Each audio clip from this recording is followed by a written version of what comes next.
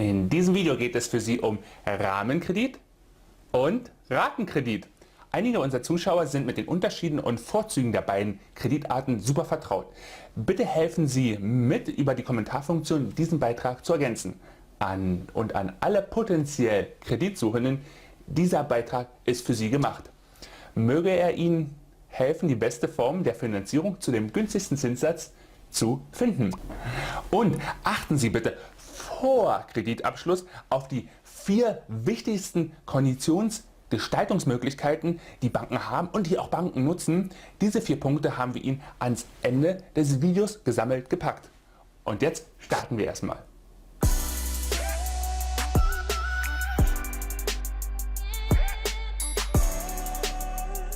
Natürlich für Sie vorbereitet, wieder ein Artikel, wo Sie Stück für Stück alles nachlesen können. Steigen wir ein. Und zwar in die wichtigsten Unterschiede zwischen Rahmenkredit und Ratenkredit. Beim Ratenkredit ist das so, dass Sie bei der Kreditsumme eine größere Range haben. Es gibt einige weniger Anbieter, die schon mit 500 € anfangen, findet man aber extrem selten. Die meisten gehen ab 2,5, einige erst ab 5.000 € los und Sie können auch einen Rahmenkredit bis 100.000 bis sogar 120.000 € bekommen, konkret immer für ein Finanzierungsobjekt. Kommen wir gleich zu. Beim Rahmenkredit ist das anders. Aktuell zwischen 2.500 und 25.000 € ist so Ihre Kreditlinie. Der nächste Unterschied ist schon bei der Auszahlung. Beim Ratenkredit, da er auf ein speziell zu finanzierendes Objekt ist, nehmen wir beispielsweise an ein Computer oder eine Küche, ein Urlaub oder auch ein Auto, ja, wird immer sofort ausgezahlt.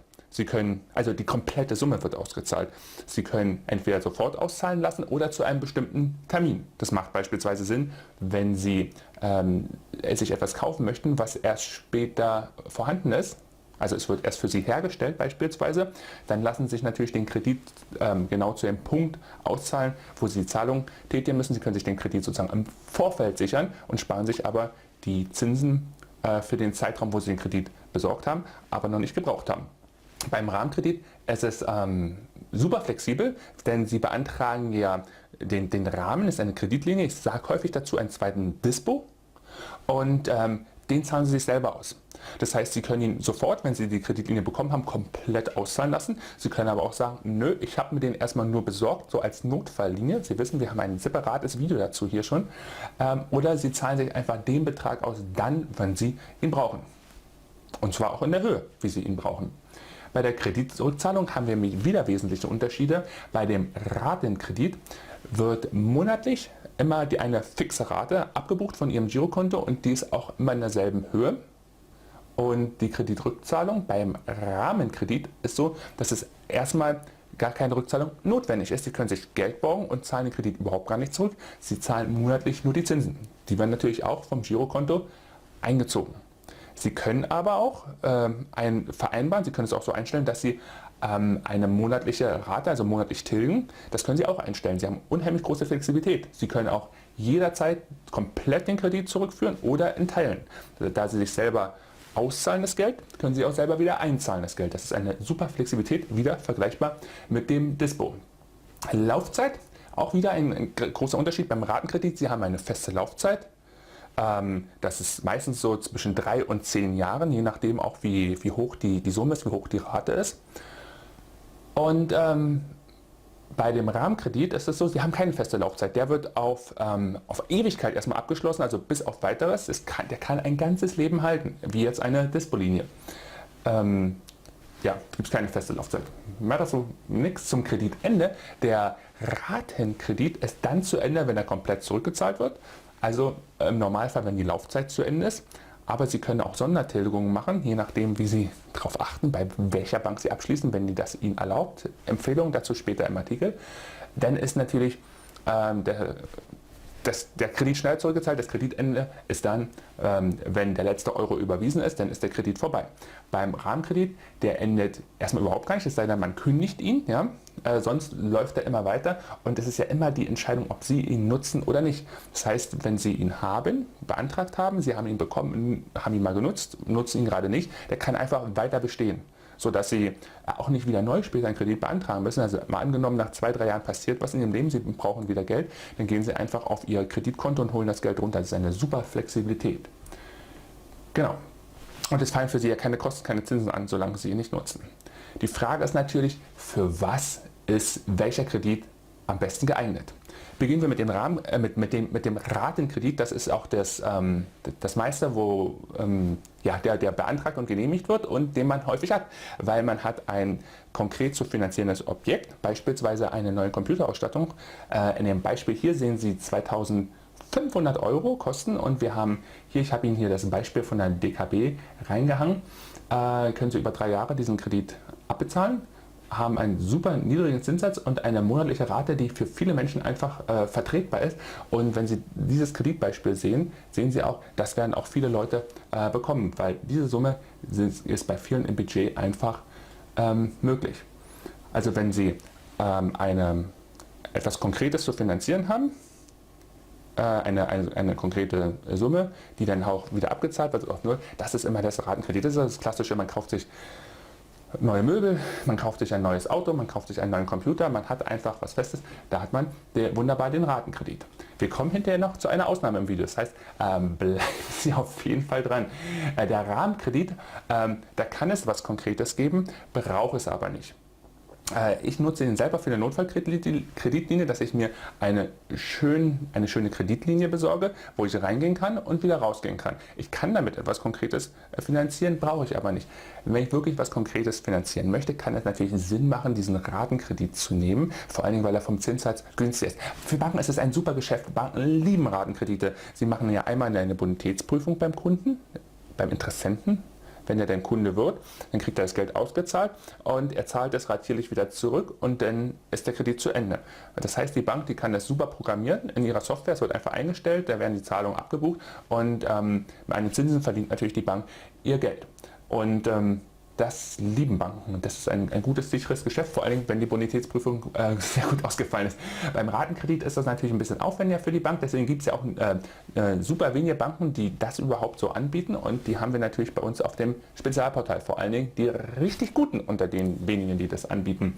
Weil hier hat die Bank natürlich mehr Arbeit. Ne? Sie prüft die Bonität des Kunden, natürlich auch zu einem größeren Kreditrahmen, ist auch recht gut möglich, weil die Prüfung, das sehen Sie in den Videoclip, schauen Sie mal, welche Videoclips wir schon dazu veröffentlicht haben, wie die Prüfung da stattfindet. Okay, das werden wir in diesem Videoclip nicht alles wiederholen.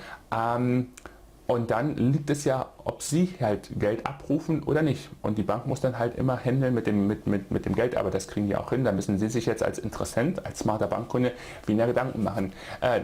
Die ist einfach dazu da, dann, wenn Sie sie brauchen, egal ob es jetzt etwas ist, wie Sie kaufen jetzt doch diesen Computer für 2.500 Euro oder Sie haben die nur sozusagen als Notfallkreditlinie, weil Sie wissen ja als smarter Bankkunde, wir haben Produkte in unserem Haushalt, die teuer sind, wie zum Beispiel eine Waschmaschine, eine Geschirrspülmaschine, ein Trockner, die nicht ewig halten.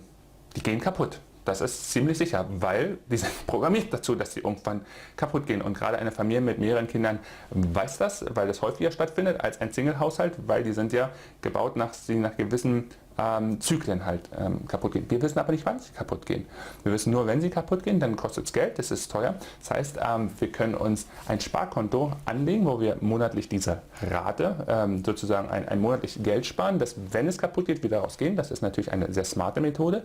Wir können aber auch sagen, dieses Geld investieren wir beispielsweise in da, wo es mehr Rendite bringt und holen uns so eine Notfallkreditlinie für diesen Fall, auch für andere Fälle halt. Ja? Wenn irgendwie was passiert, das Auto ist erstmal ein Schaden, ja, ein Unfall und es muss repariert werden.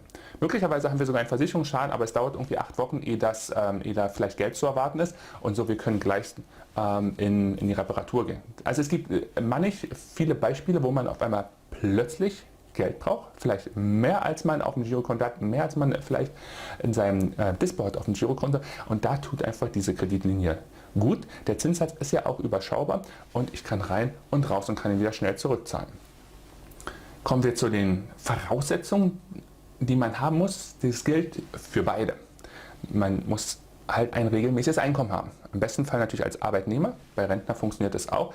Selbstständige, das ist immer ein bisschen schwierig, da tun sich, das wissen Sie, wenn Sie ein eigenes Unternehmen haben, wenn Sie Selbstständiger sind, tun sich Banken immer schwer mit der Bonitätsbewertung, halten sich zurück. Beim Ratenkredit gibt es auch eine ganze Reihe von Banken, die auch Selbstständige finanziert. Beim Rahmenkredit, weil es ja nur so wenig Banken gibt, die wirklich so einen tollen Rahmenkredit anbieten, sieht es da mau aus.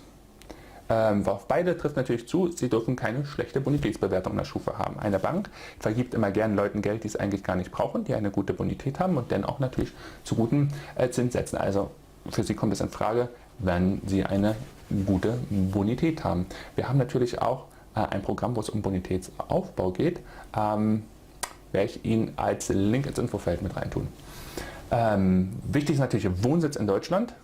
Das ist für alle deutsche Banken ganz wichtig. Und wir brauchen auch ein Girokonto natürlich in Deutschland. Einmal für die Auszahlung, aber auch damit die monatlichen Raten eingezogen werden können. Empfehlenswerte Anbieter. Gehen Sie in den Artikel, habe ich Ihnen auch mehr dazu geschrieben, warum die empfehlenswert sind. Natürlich von eigenen Erfahrungen. Das, was ich hier empfehle, das habe ich alles selber gemacht. Das ist auch ganz wichtig, auch ein großer Unterschied zu vielen anderen, die im Internet so unterwegs sind. Ich habe jeweils bei diesen Banken einen eigenen Kredit. Also ich rede hier aus eigenen Erfahrungen. Können Sie auch in die Details rangehen, Sie können sich dann diese Detailvideos dazu anschauen und die Detailanleitung. Also wenn Sie dann hier raufklicken über die Links, kommen Sie dann halt immer wieder auf weiterführenden Artikel. Wir haben ja eine vierstellige Anzahl von Artikeln mittlerweile auf unserem kleinen Nischenportal. Ja, wechseln Sie ruhig von YouTube auf unser Spezialportal, das wird sich für Sie lohnen. So, jetzt kommen wir zu den 4 Dingen, die Sie auf jeden Fall wissen sollten, die Sie sogar inhalieren sollten, bevor Sie einen Kredit abschließen. Erstens, oder ich habe sie genannt, A, Sondertilgung. Beim Rahmenkredit vollkommen egal, Sie können ja immer rein und raus, macht nichts, aber im Ratenkredit, das ist wichtig, dass Sie darauf achten, eine Sondertilgung zu haben.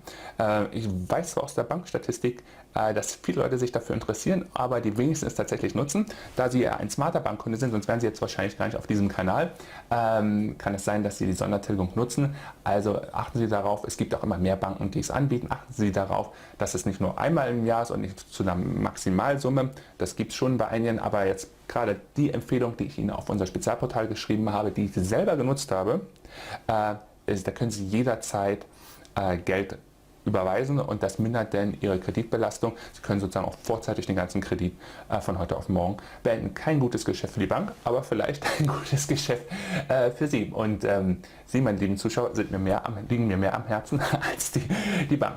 Also Sondertilgung muss dabei sein. Dann haben wir bonitätsabhängige und bonitätsunabhängige Zinssätze. Kurzer Unterschied erklärt.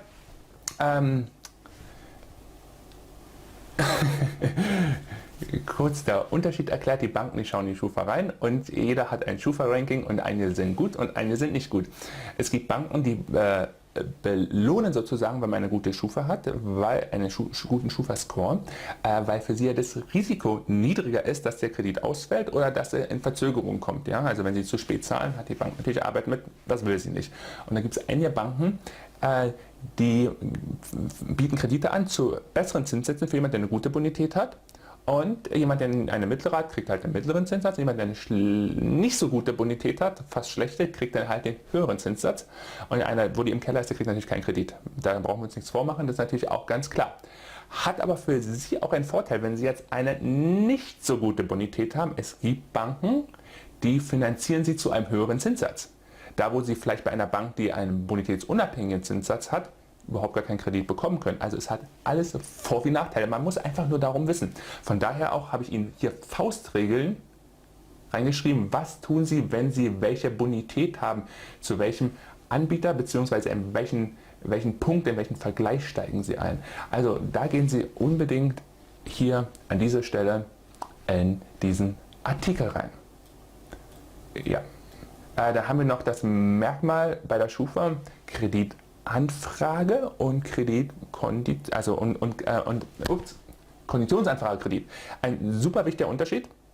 Das eine bedeutet, Sie haben einen Kredit beantragt und das andere bedeutet, Sie erkundigen sich nach den Konditionen des Kredits. Damit die Bank Ihnen die Konditionen vorschlagen kann, Ihnen ein Angebot machen kann, muss sie ja erstmal Ihre Bonität bewerten. Im ersten Fall ist das so, dass wenn dann kein Kredit eingetragen wird, also Sie machen eine Anfrage, es kommt kein Kredit rein, dann sieht das Signal so aus, dass die Bank Ihnen den Kredit eventuell nicht gegeben hat durch die weitere Prüfung, weil die Bank weiß ja mehr, wenn Sie geben ja persönliche Daten an, Sie geben Einkommensdaten an, weiß mehr als die Schufa. Das heißt, in dessen Folge kann und wird auch in vielen Fällen Ihre Schufa-Bewertung sinken. Von daher, diese Anbieter, es sind in den letzten Jahren zugegebenerweise weniger geworden, aber diese muss man meiden. Die finden Sie auch bei uns auf unserem Spezialportal nicht, weil echt kein meiner Zuschauer das wünschen würde. Also Konditionsanfrage, davon können Sie so viel sammeln, wie Sie wollen. Heißt aber gleichzeitig, beantragen Sie nicht bei verschiedenen Banken auf einmal hier Kredite und suchen sich dann das Angebot, sondern gehen Sie wirklich in den Artikel und handeln Sie nach den Empfehlungen. Aber festzuhalten ist, wo Konditionsanfrage Kredit ist, kann Ihnen nichts passieren. 10 Tage lang ist es in der Schufa zu sehen. Für andere Teilnehmer, für Sie ein Jahr lang. Dann können Sie nämlich sozusagen gucken, wer hat bei Ihnen die Schufa abgefragt. Detailinformationen gehen Sie einfach in den Artikel. So, Mindestkreditsumme. Beim Rahmenkredit und beim Ratenkredit, es macht natürlich Sinn für eine Bank etwas, also wir haben so niedrige Zinsen. Von daher sind in den letzten Jahren Mindestkreditsumme angestiegen. Mindestkreditsumme ist das Geld, was man mindestens nehmen muss, damit man überhaupt einen Kredit bekommt. Wir haben bei der DKB mit 2.500 Euro, bei der Inkliber schon bei 5.000 Euro. Das ist recht viel. Wenn Sie jetzt aber Ihr Notebook finanzieren mit 2.500 Euro, könnten Sie sozusagen, gehen Sie in dem Fall zur DKB. Und jetzt habe ich noch einen wichtigen Tipp für Sie. Häufig kostet ein Notebook ja keine 2.500 Euro mehr wie früher, sondern man kriegt auch viel günstiges. Das heißt, wenn der Ratenkredit einfach, wenn die Summe zu groß ist, Sie möchten etwas finanzieren, ja, und es kostet viel weniger als sozusagen die Einstiegshürde bei einem Rahmenkredit, nehmen Sie einfach Entschuldigung, als den Ratenkredit, nehmen Sie einfach den Rahmenkredit. Der Zinssatz ist zwar optisch erstmal etwas höher, aber Sie brauchen ja gar nicht so viel Geld. Denn selbst wenn Sie jetzt einen Rahmenkredit für 2.500 Euro beantragen, was sozusagen die Mindestkreditsumme ist, Sie brauchen ja nicht 2.500 Euro sich auszahlen lassen. Beim Ratenkredit kriegen Sie die automatisch ausgezahlt. Sie können natürlich so drauf sein, dass Sie sagen, okay, ich überweise dann gleich mal 1.500 wieder zurück, weil ich eine Sondertilgung vereinbart habe. Das wäre natürlich auch eine Option, die mir jetzt hier spontan für Sie eingefallen ist. Aber der Rahmenkredit, ich selbst liebe den ja, diese Kreditsumme sich zu besorgen, diese Kreditlinie sich zu besorgen. Besorgen Sie sich die einfach. Und wenn Sie dein Notebook beispielsweise, ich habe es hier für Sie als Beispiel gemacht, 1.000 Euro nur brauchen, ja, kostet Sie das im Monat an Zinsen nur 4,86 Euro. Das sind natürlich Peanuts. Da ist natürlich die Tilgung nicht dabei. Die Tilgung ist deswegen nicht dabei, weil Sie die immer machen können, wann Sie wollen. Also es kann natürlich Sinn machen, einfach, wenn Sie nur wirklich Kleineres zu finanzieren haben, den Rahmenkredit zu nehmen und sich nur das Geld auszuzahlen, was Sie brauchen und hinterher dann auch wieder zurückzuzahlen, so wie Sie das können. So, wenn Sie jetzt Fragen haben, sowohl zum Raten wie zum Rahmenkredit, nutzen Sie einfach unsere Erfahrung, nutzen Sie das, was auch unsere Community an Erfahrung posten kann. Wir haben ja eine extrem starke Community, die unsere Artikel erweitert, ergänzt mit eigenen Erfahrungen, mit Tipps und Ideen. Wenn Sie dazugehören, vielen Dank. Machen Sie so weiter so. Sie begeistern mich tatsächlich jedes Mal wieder aufs Neue, was da an wertvollen Dingen zusammenkommt. Und wenn Sie jetzt noch ganz neu bei uns sind, können Sie natürlich gerne hier oben den Kanal, oder ist es hier unten? Sie finden den Abonnieren-Button, dann sind Sie dabei, dann kriegen Sie jeden Sonntag eine neue E-Mail. Sie kriegen jeden Sonntag natürlich ein neues Video. Wenn Sie auf unser Spezialportal gehen und sich in die Sonntagsmail eintragen, kriegen Sie jede Woche eine neue E-Mail. Also Sie haben mehrere Optionen. Sie können kommentieren. Sie können so auch bei YouTube einen Daumen nach oben machen für das Video, wenn es Ihnen jetzt weitergeholfen hat. Sei es schon allein durch die Inspiration, dass es diese beiden Kreditarten gibt und welche für was halt wirklich spannend ist. Und Sie können natürlich gern sich mit uns mehr verbinden, wenn Sie einfach abonnieren oder sich in die Sonntagsmail eintragen. Und das jetzt, ich habe diese Woche mit einigen telefoniert, mit einigen, die schon uns länger verfolgen, die sich auch stark daran beteiligen. Und die haben gesagt, das Coole daran ist, was ihnen hilft, ist jede Woche neu inspiriert zu werden. Wir haben ja verschiedene Themen. Schauen Sie sich ruhig mal schon die älteren Artikel an auf diesem Portal. Es sind eine Gemeinsamkeit. Es geht immer um smarte Bankkunden. Das heißt, wie kann ich meine Finanzen optimieren mit den besten Bankprodukten, die wir hier im deutschsprachigen Raum haben, hauptsächlich natürlich in Deutschland, und wie komme ich besser und schneller voran, teilweise auch sicherer und teilweise auch mit besserem Service. Nun ist das Video natürlich super lang geworden, lassen Sie sich davon nicht abhalten. Wenn Sie was zu finanzieren haben, gehen Sie in unser Spezialportal auf den Artikel, schauen Sie sich alles nochmal im Detail an, stellen Sie Fragen und dann packen Sie es an. Vielen, vielen Dank dafür. Wenn Sie wollen, sehen wir uns nächsten Sonntag wieder. Dann bis dann und ciao.